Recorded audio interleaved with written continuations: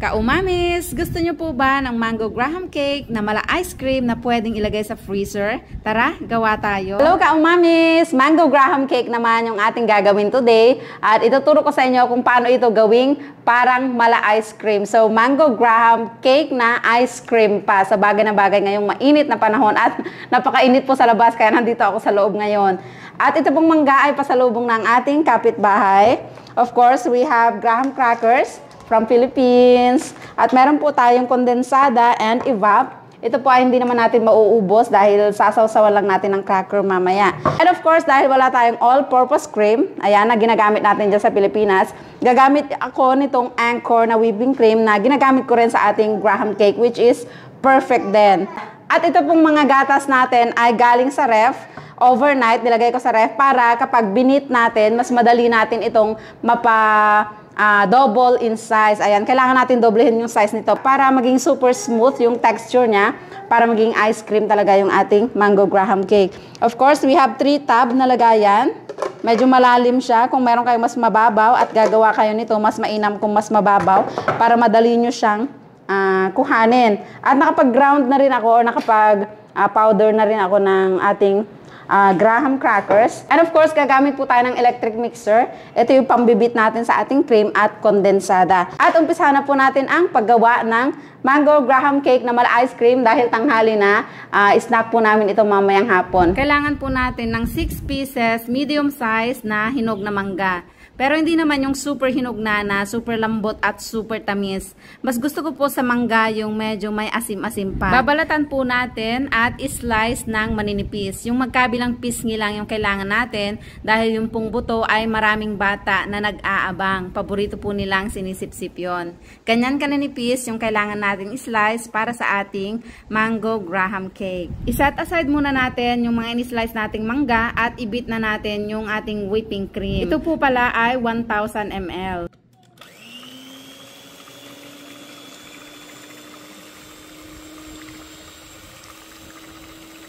Ang isa pang technique na ginagawa ko mga ka-umami para madali natin mabit yung ating whipping cream, inilalagay ko muna yung whipping cream or all-purpose cream sa freezer ng mga 2 o 1 oras. At pati na rin po yung stainless na umiikot sa ating electric mixer, inilalagay ko rin po sa freezer 2 hours before ako gumawa para mas mabilis nating mapag-creamy yung ating whipping cream or all-purpose cream. So ganyan na po ang itsura niya after 15 minutes. Ilalagay ko na rin ang malamig na kondensada. Ulitin ko lang po, sabay-sabay kong inilagay sa freezer 2 hours bago ako gumawa yung ating whipping cream or all-purpose cream, kondensada at yung ating beater or electric mixer. At ito na yung gusto nating makuha na consistency ng ating cream. Magbuhos lang ako ng evaporada sa isang flat na plato, sasawsawan ng ating graham crackers.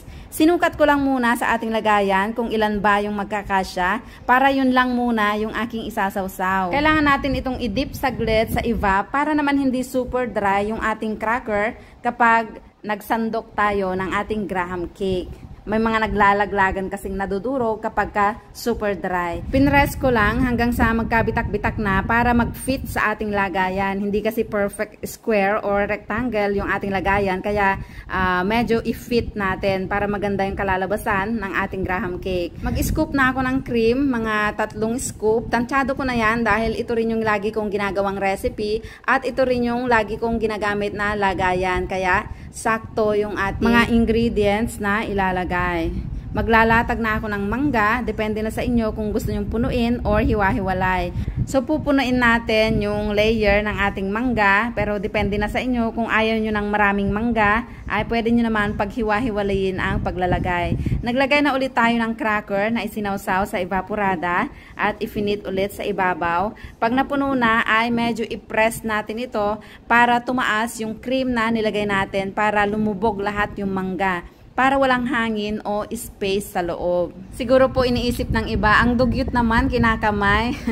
Malinis po of course yung ating kamay at mas gusto ko talaga na nakakamay kapag ginagawa ko yan para ramdam ko talaga kung maganda yung ating pagkakagawa. Gusto natin ma-perfect yung layer kaya naman magkakamay po tayo. At nilagyan na ulit natin ng cream, mangga, at hanggang 3 layers po yung ating gagawin. Depende na sa inyo at depende po kung gaano kakapal o kanipis yung inyong mga lagayan. At paki-comment naman po kung saan kayo nanonood para naman malaman ko kung saan makakaabot ang ating mango graham cake na video. Maraming salamat po. Sa pangatlong layer ay meron pong mga space kaya nag-slice na lang ako ng maliliit na graham para mapunan ang mga pagkukulang. And shout out po sa ating kaumami kay Sir Antonio. I've been to Bangkok 2 times already and I love it there. Super nag-enjoy ako at what I like the most is their pad thai. Maraming salamat po Sir Antonio for watching at meron na po tayong uploaded recipe ng pad thai. Pwede nyo pong panoorin at subukan kung paano lutuin. Tapos na ang ating 3 layer at dinesignan ko na rin ng 7 o 8 piraso ng sliced mango sa ibabaw at nilagyan natin ng ground or powdered graham crackers para naman aesthetic tignan. At babalutin ko lang ito ng cling wrap dahil walang takip itong ating mga lagayan. Kung meron pong takip ang inyong gagamitin ay much better at inilagay ko na po direkta sa freezer. The rest ay ginawa ko na at yung aking mga mag-ama ay hindi na nakapaghintay na matapos dahil gutom na daw sila. At lahat po ng nagamit natin sa ingredients ay 3 pack ng graham crackers sa 3 tub na nagawa natin. 1,000 ml na whipping cream, kalahating evap at 1 lata ng 380 ml ng kondensada. Kinaumagahan na po namin ito nakain dahil umalis kami kahapon. At kanina, habang kumakain kami ng breakfast, ay inilabas ko na rin from the freezer. Tingnan nyo naman, kahit galing sa freezer ay kayang-kaya natin itong slice. Hindi po ito tumitigas na parang yelo. At perfect na perfect ang pagkakalayer. So ano pang hinihintay nyo mga kaumamis? Mangga season ngayon, maraming mangga at mura. Gumawa na kayo at pwedeng-pwede nyo itong gawing pang negosyo. Ilagay nyo lang sa maliliit na tubs para mas madali nyong ibenta. Ang kagandahan nito, kung pangbenta, kahit na mag-deliver ka sa init ng araw, hindi po siya basta-basta malulusaw. At kapag pang merienda naman, kahit ilagay mo sa freezer, ilabas mo lang mamaya at pwedeng-pwede mo nang kainin. Ibig sabihin, pwede itong pang-stock ng pang-matagalan. Paki-share naman po kung nagustuhan ang video. Thank you for watching. Bye! Daddy, why you eat too much? You eat too much. 1 slice per day is enough. 1 slice per day, Daddy, not 1 tub per day, okay? May balak pong ubusin yung ating isang ula. May balak ubusin yung isang tub. Is it good? Yummy? Yummy. Cut like na? Na? Yay! Yummy ro, Daddy. Aroy.